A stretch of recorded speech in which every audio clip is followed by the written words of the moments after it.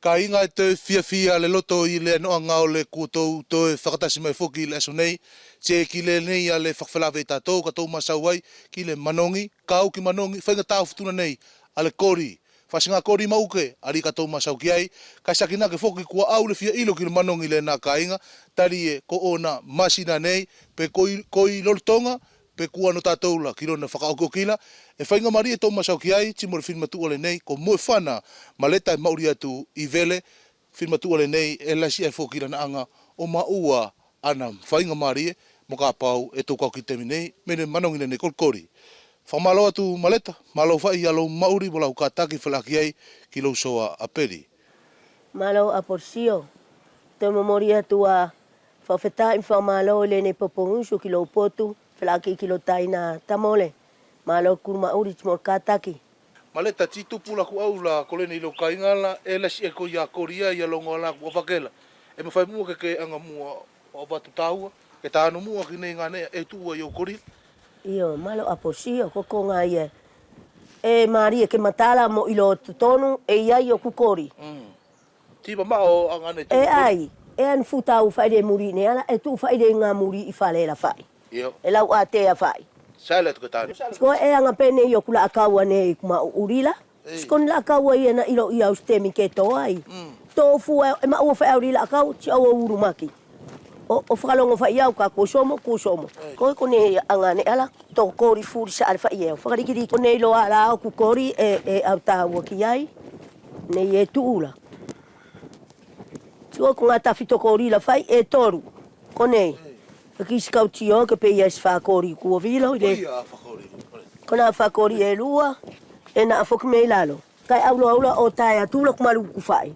A kole ia ailo na masina. Kumale sio a periri mai io. Au whai au kitai. Tana fua whai mei arunga whana whoki tu alalo. E tio whai koe lok whatata lak tui koria lak papalala. Tari an whai au visi koria aso. E tui au aila nei. Si tuku au opopongi ka toi tui au kiria aso. Koria whoki ko whama o maula. Stoi tui au mostasi. E tui whi au mo sesu. Ke whaaonga kia. Ke whaaonga. Kai whai ilo au la ke pala. Kai toi au mai lo tau la ki sa ale ki lato. Ki kori la whai. O kof kori fia e maua. E toru. E whai au la kof kori toru au. A veo tuku. Au au ria aso sa uri kofunga kori riena. Kumo watu I atu aso e lua. O whai li whatu I kori mo sesu pelurua. Ti taia wala tana ki tarina to lo kutanga at whai au lo kula kofu. E ka ku au mei apua ka ku lo toke o onola. Stanga whai ki kofu. Tika kumana to teno o mai elak pesini. Au tai. Ko iari e kau ne aila, alo koru ala ko temine ne ku ingoa kau whima tua, ko fo la le ne whaka oki aila. Fo ka au. Al fuariri kira, ku oki lo na temi. Maleta kolene au koloala, ka au se tasi, o swapia si o totonga ka san whakori e ke whakatau? Malo, ko vesiri ma uinga ai fokilene I Apolosio ke anga whai mai. Ko nano anga le ia se la vea whakaukau wa tanga taktau toktasi. Ka kia te au, ko kolo ale ne kon sori mai ele ariki ki te au. Ka ku au ska inga ti anga wo sori. Sori au mo o ku loto katoa. Ila aku amanaki na fa aku mama te o kula kau. Ka na tusok mo kupuna se malama. Si sori fa felaki. Ti ka whakaki na o mai lo aia. E loto aia.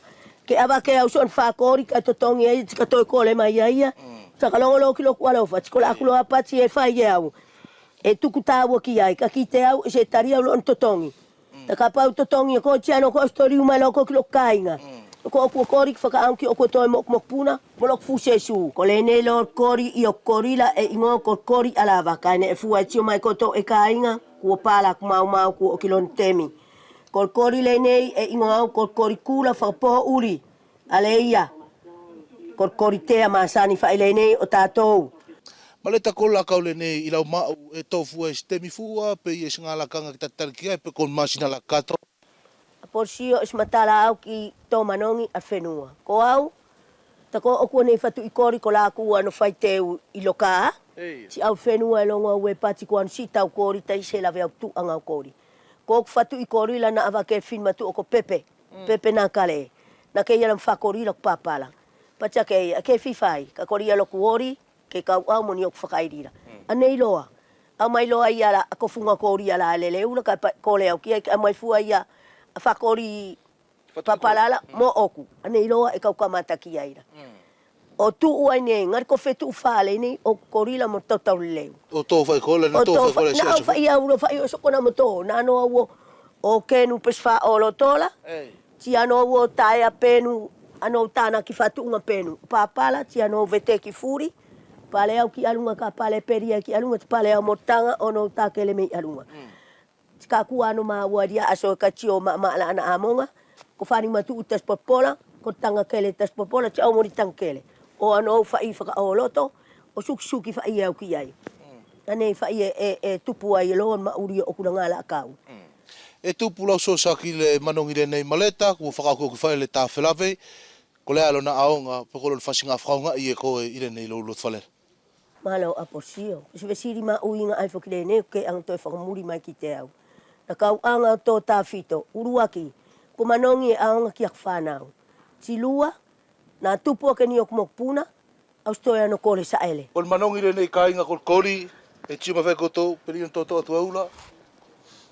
Ko le manongi e manongi ai, manongi fita, kae kolo nano anga whukile ia, e whaiwhainga tālo fōki kāinga o tatu anga o maua. Ka kuia whai tātanga pai tio tātou le Futuna nei. Ko ka pāu e ke whiwhek sa whakori, tō whai nei mauri, mo tō whai ke lasi, ko ma polo ki atu mo maleta.